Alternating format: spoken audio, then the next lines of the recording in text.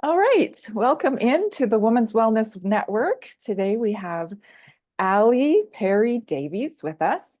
She's also a co-author with me in our Woman of Worth book.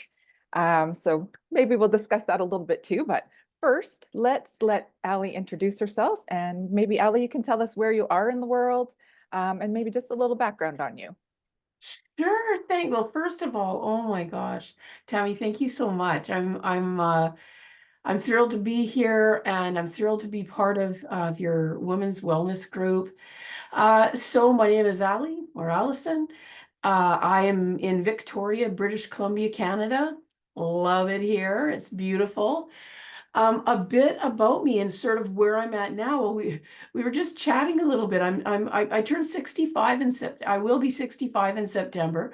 So I'm kind of ripe for retirement, except I'm starting a new business, and that's sort of where I'm going. And how that started and how that evolved for me was that 9 years ago, almost to the day, I was hit by a distracted driver and sustained a brain injury. Through that, there was some tough years in the healing process and the trying to, figure out my life and what it would be going forward. For sure, there was some tough years there.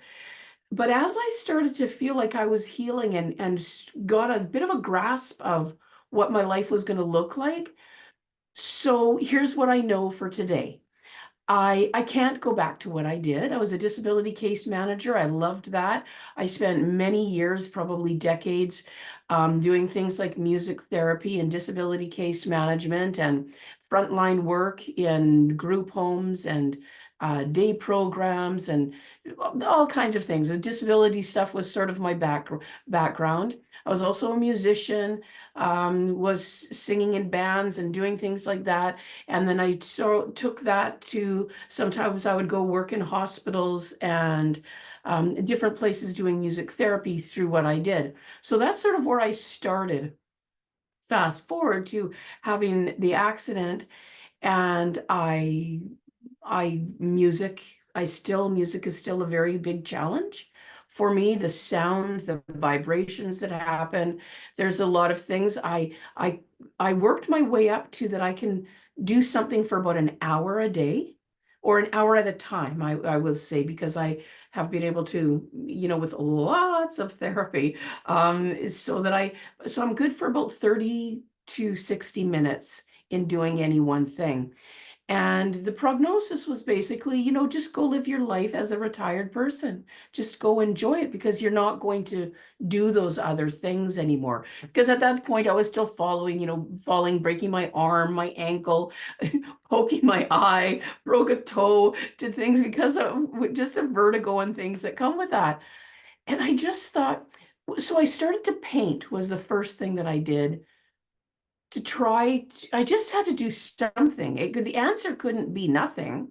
The answer couldn't be just go sit down somewhere so you don't fall. Like, put a rubber ring around yourself, for goodness sakes. I thought, well, that can't be the answer. And so I started to paint. And then I was in the book, a co-author in that first Woman of Worth book, which, shout out to Christine. Thank you so much for all of about that. And then then I was in another one, a WOW book.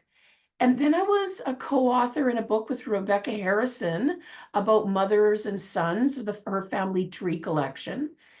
And then I thought it was time to write my own book. It's over my left shoulder, so to the right of me, I guess. However, I don't know how the placement goes when it goes off. So I wrote a book called The Art of Healing Trauma, Finding Joy Through Creativity, Spirituality, and Forgiveness. And in that, I shared really about the healing journey. I didn't focus on the trauma so much, hardly at all. Really different ways that I found healing. Then I went and I got a diploma in holistic integrated creative arts therapy, and I became a practitioner in that. And I really loved the sound therapy part of it. So then I got an advanced diploma in that. And all of these, they were so kind to let me take them with some modification being that I got extra time, because literally the part of the impact was to my occipital lobe, which just means how I see the world and how I'm able to read is a bit skewed now. But they allowed me to do that, and I fell in love with that. I fell in love with, I realized that all these things that I had been doing for all these years with music, that there was more to it than I thought. That vibrations and frequencies and sound bring healing beyond what is already beautiful. The spiritual component and the relaxation component are already enough. I'm already sold. But then there was quantum physics and acoustic physics behind it that brought healing. And that's where I am now. I'm writing books. I have a podcast called Find Your Joy, because I thought oh yeah, right. Oh yeah, wait, but wait, there's more. Because I wanted to share about finding joy, that in the midst of tragedy and struggles, if we do not find a way to find our joy, well, my goodness, your story is so powerful. If we don't find a way to find our joy, then I don't know, are we going to give up? That can't be the answer. So ta-da, that's where I'm at.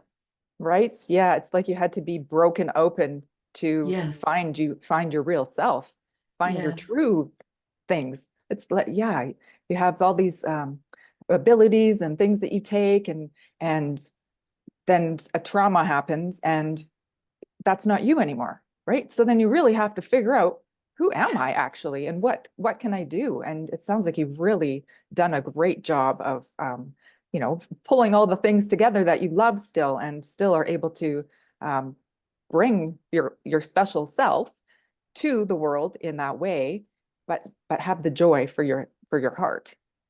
Right. And thanks for that. And who better to know that than you? And I've read your story and know little bits of it, and it's true. And things are hard sometimes. And it's not like I want to ignore that, except I want to go right into that. I want to say, okay, so if I only have 60 minutes at a time to do something, what might I do that would be of benefit to the planet and to others and bring me some joy? Like what might that look like? How am I going to do? And I didn't really have any idea at first. I thought, what can I do? Like, how can the answer can't be this. So then what's it going to be? So yeah, it was very much like that. And a lot of the women that I'm seeing, that's a repeat story. Like, it could be cancer, it could be a brain injury, it could be like whatever it is, no one gets out unscathed. That's the first thing to remember, is if I think I've got the saddest story, I promise you there are many people who have faced much more hardship, and some that maybe less. I don't, that doesn't matter. The spectrum doesn't matter. It only matters that we had something to face. Some of it I faced curled up in a ball, crying, feeling sorry for myself. Some of it I've faced with grace and courage. And that's a spectrum too. There was it's a free for all. Yeah, it's like a full like it's the fullness of all of it, right? You get to Yes. have whatever pieces you want. And it's Yes. nice to see, like a puzzle, right? It comes back in a way, right? It comes back together in a way. A new Yes. picture is formed. I love your Yes. picture. I love that, right? It's exactly that. And it's okay that we sometimes have moments, moments, days, weeks, possibly months or years, where it feels too scary to be anything but a bit on the miserable side. And I found that even in those times, that those were some of the places that I was able to really carve out some of the deepest courage and deepest meaning and the beauty that I found. I was like, oh, okay, this is scary. And I can just take one little step, just one. That feels like a lot. I'm not doing any more. Don't ask me for more. I'll take one step today. Then I'm going I, back to my ball. And then all of a right? sudden you're running, you're sprinting. It's Yeah, it's so amazing. incredible. Yes. Yeah, it is amazing. It's amazing to have the awareness that things can still be um, better than you ever thought that they could be, right? Like Yes. putting the puzzle together as a younger person before any of the trauma, the big traumas, um, you start to realize those were just a coating. It's just a mask. It's not the real deal. You put that mask on, I'm going to be this. I'm going to be this therapist. I'm going to be this musician. I'm going to be a writer. I'm going to be whatever it is. But Yes. until you fully embody that thing, right, and have the feeling of it, that's where the gold is, right? We get these That's crappy um, lessons, but always silver linings, always silver linings. And then always. the gold is the stuff, like the stuff that you're pulling out now. Like, tell me some more. I know you just opened up a new shop, so let's hear about one. I did. I'm so excited. I started, I know, woohoo.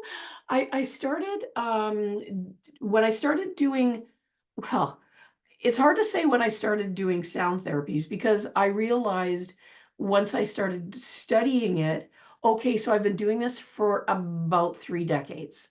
I didn't understand fully, like when I went into hospitals, when I went into group homes, even when I sang in bars or churches or wherever I was, I always knew that there was something happening. And um, I was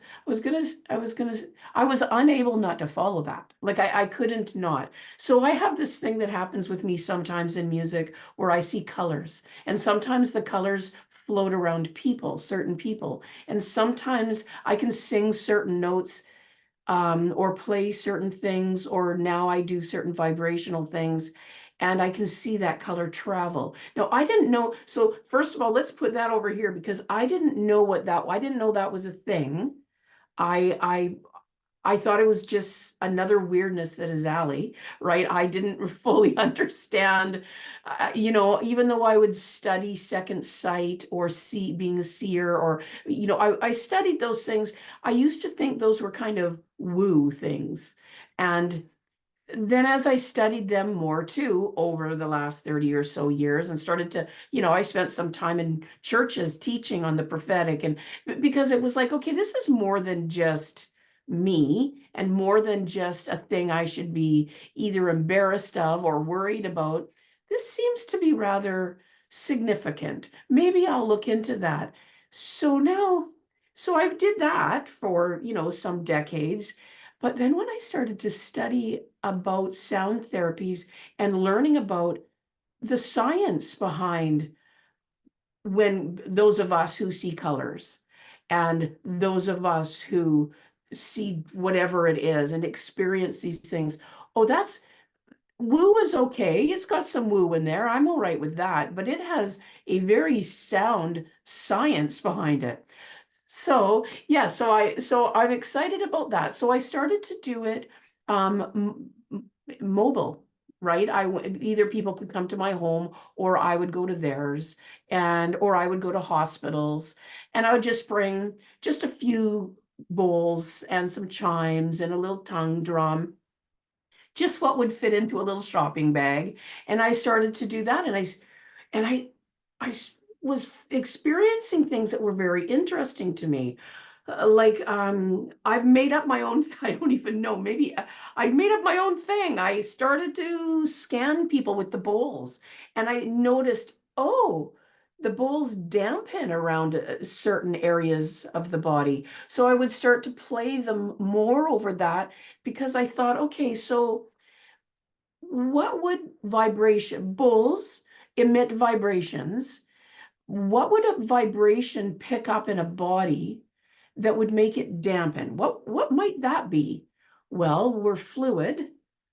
And so it makes sense to me that if the if the vibrations are not able to freely flow, there's something that would stop that, whether that's an emotional block, a trauma block, a physical blockage. There's something there that's not allowing it to flow freely. So I started to explore that a little bit, and then started to ask people, would it be okay if I, at this certain spot, I'm noticing, do you notice? I would play it for them. Do you notice anything? They would say no. I say, okay, well, I would invite you to listen and close your eyes and tell me if there's any change in the sound or how it feels on your body.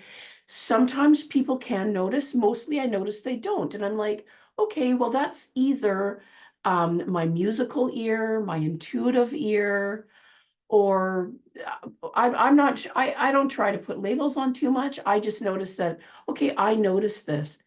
So I would start to play that, and then a little bit more, and I would, try to do it until there was no dampening anymore. The next thing that started to happen was sounds would come out of the bowl. And I would ask people again, are you hearing this? Gosh, I hope this isn't too weird for the listeners, but I'm just going to start to tell everything. And so I would hear things like sometimes I would literally, I've heard children. Allie, let Yes. your freak flag fly, babe. Because I just thought I just need to be honest. This is really what I'm experiencing now over the last couple of years when I started using bowls. It was like, oh, before, if my keyboard and my voice or my guitar, whatever I was doing, and I would see over a large group of people, right? So if there's hundreds or 1,000 people there, it's different, right? So now people would just light up to me then. That's all the way I know how to say it. Whether that was a color or I was just drawn to them. I didn't have space to go to them because I'm doing something in a larger audience. So it's a little bit different then. But when I'm one-on-one or in a smaller group of people doing a group sound session, things light up. Ooh, they light up, really light up. I'm like, so I've things have happened. Like I've heard children's crying out of a bowl. And I'm thinking, that's interesting. And I had one experience where I literally, it was off-putting to me. It was so harsh, the crying and it was so hard to listen to.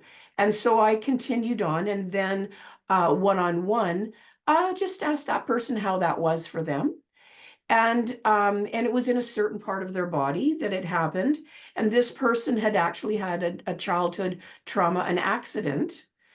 And they explained to me what their hospital stay was like, and people trying to help a child to walk again and things. Imagine what that would be like for a child, right, of a very young elementary school age.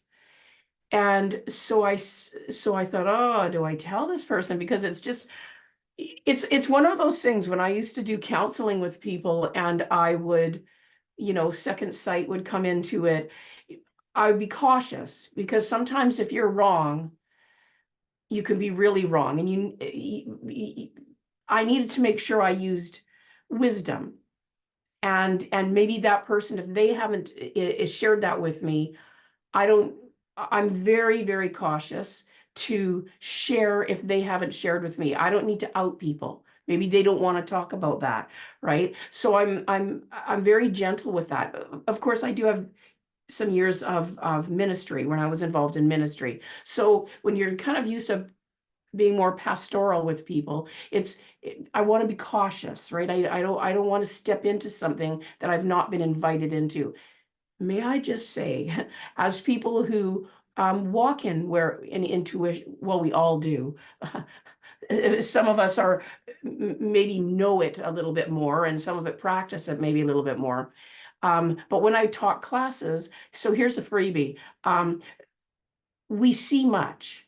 That's not an invitation to share much. And so when I teach on it, that's like one of my first things is we see a lot. We don't need to go speak that to the person because that's their world. They already know that's happening. If they're not inviting us into that, let's be very respectful. So anyways, now back to the bowl and the child crying from the bowl. When this person started to share with me, there came a point where I thought, okay, this person is sharing enough with me that I asked. There was some things that I was hearing. Would you be comfortable if I shared that with you? And so I told this person I heard a frantic child crying out of the bowl. And I said, did you hear any of that? And this person said to me, no. But I can tell you that I had more healing in that session than I've had. And this happened decades earlier. And this person has, of course, had much healing and things around that. And they shared with me that they had like a profound healing in an hour and a half session with singing bowls. And we're talking about a physical. And that was the other thing that was what I thought, okay, like I read about this and I studied, but man, people are getting healed of physical. It's so funny. Like I studied it, I believed it to be true, but now I'm experiencing it. And I'm like, really? Somebody comes in with a sore back and they leave and they're feeling healing from that. And I'm like, really? That's amazing. Like I knew you could find relaxation and some spiritual stuff.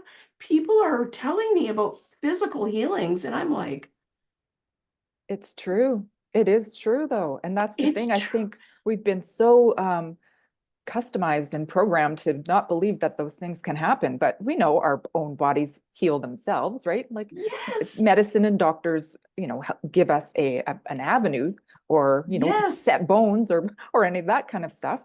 But the actual healing has to come from someplace else. It comes from inside. And Absolutely. maybe that woman that you were just mentioning, the person, I don't know if it was a woman, I'm sorry, I shouldn't Yes, assume.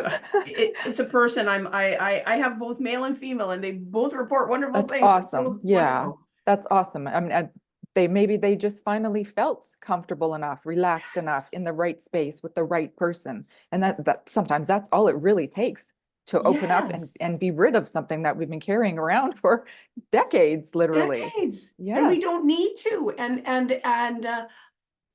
And so what an honor just to be a little tiny part of that. It was like, and like I said, I was there I am, and I'm thinking, well, I studied it and I believed it when I read it, but more and more I'm having people, a construction worker come in with a sore back from work that day and leaves and it doesn't hurt. And I'm like, I'm always, they're probably wondering what is with this woman because I'm like, wow, that's great. Thanks for telling me that. That's so encouraging. It Yes. works. Positive feedback is always welcomed. Yes, thank you. Tell me all the things because I need to Tell know, me right? all the things. I want to know all the things that are happening Right? because it's so wonderful. And I do things. I try to focus on meridian lines. I don't, I'm just learning about them. I go to traditional, doctor of traditional Chinese medicine and acupuncturist. And we started noticing that I was able to tell where the energy was traveling. I didn't know anything about meridian lines, but in my own body, and she would say to me, I never met anybody like you just, and so I started thinking, okay, well, this works. This stuff is real. So I borrowed her book and started learning about meridian lines so that when I'm doing a sound therapy session, I can be aware of that and follow their meridian lines. That's Do I know what amazing. I'm doing? Not so much, maybe, but this is what I feel led to do. So off I go. Right? Off Lead I with go. your heart. Yeah. And Yes. you can't go wrong if you lead with your heart because you're doing it from the best intention. Even if it's not, Yes. working perfectly or whatever, it's coming from the right place, and people know Yes. that, they feel that just as much as you hear those things in the singing bowl. People can resonate. They feel that, they feel the good heart coming from others. Yes, I think So so, because it's love. do you only do sessions? Do you do anything online, or is it strictly in person? Isn't that a great question? I have been doing some things online just with people that I know. And I do every Monday I do a live Facebook thing called Mahalo Monday, so that's Pacific time, 8 o'clock every Monday morning. And I do breath work, work on gratitude. It's just a thing I do. I just started doing it. And I will be moving into doing some more things online probably quite soon, because I've been having people ask me to. I want to just make sure that they can really, there is a way to do it so that the vibrations the sound will come more clearly through. And when I'm convinced that I'm doing that to the place where people are able to, and I know I mean, I've done them, I've gone on YouTube myself, so I know it's a possibility. And some people have said, no, it's coming through, it's coming through. But the gongs are harder to get them to come through. So off I go to Long and McQuaid. I'm going to buy some more equipment. We've been experimenting and getting equipment. So I would say probably before September anyways, I will feel confident that I am able to really offer them a proper, excuse me, session where where the actual vibrations are coming through. So that's what I'm working on now. Okay, that's fabulous. That's right. We want to heal globally. So the more Yes. we can get Ellie out in the world, the better, I think. So physically, where can people reach you now if they wanted to come for a one-on-one session, or if they wanted to just get a hold of you, how can they find you? Okay, so in Victoria, I just got my keys yesterday to my own clinic. And that's at the Douglas Center. And so if you know Victoria, it's the Douglas Center, the front of the Douglas Center is on Douglas Street, the back is on Burnside, and I'm on the Burnside side in Evergreen Business Services. And so that's at 2950 Douglas.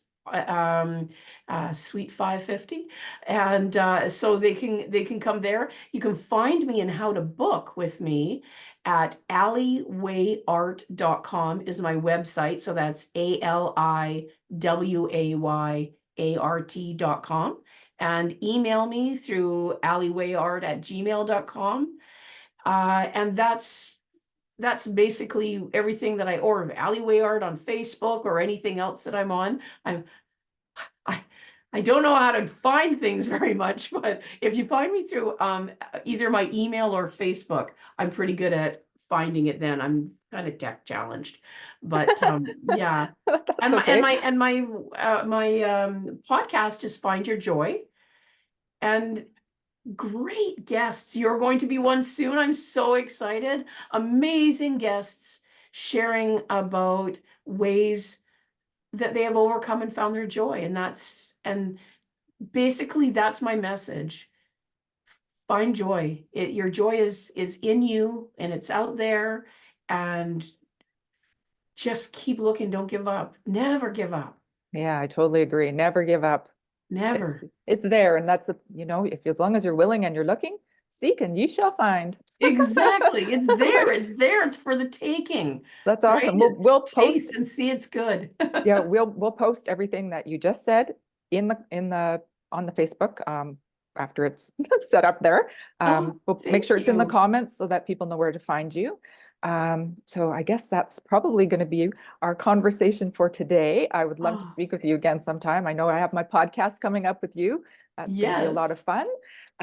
So yes, thank you so much for coming to the Women's Wellness Network, Allie, and sharing your wonderful being, who you are, with us. And I hope that a lot of people connect with you because you have a lot of wonderful things to share with everybody.